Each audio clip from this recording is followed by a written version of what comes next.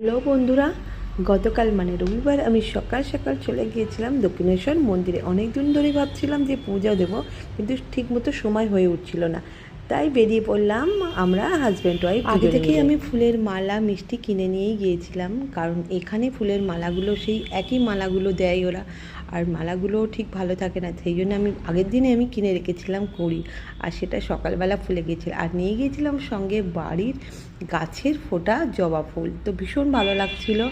তো এখানে দেখছি রবিবার দিনকে প্রচুর প্রচুর ভিড় হয়েছিল।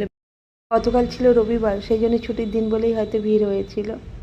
কিছুই ফোন ব্যাগ সমস্ত কিছু জমা দিতে হয়, সেগুলো তো তোমরা জানো।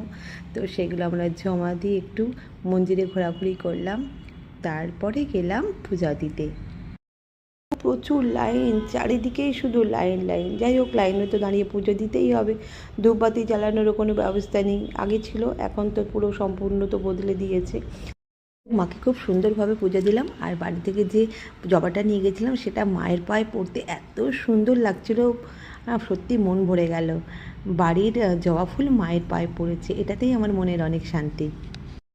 যদি আমরা দেখো গঙ্গার ঘাটে চলে এলাম, আর গঙ্গার ঘাটেই ওই যে এখানে ধূপবাতিটা জ্বালিয়ে দিলাম, আর এই যে বাবু স্টাইল করে ছবি তুলছে, আর বলে আমাকে ছবি তুলে দাও, ভিডিও করে দাও। তো বাবু তো খালি বাবুর শুধু স্টাইল আছে।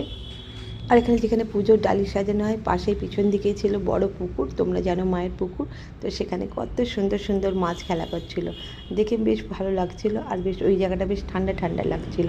দেখে কত সুন্দর ফুল ফুটে আছে, আর সেই জন্য আমি টুক করে একটু ভিডিওটা করে নিলাম। এরপর আর কী কী করলাম সেটা তোমরা পরের ভিডিওতে দেখতে পাবে, দেখতে থেকো বন্ধুরা।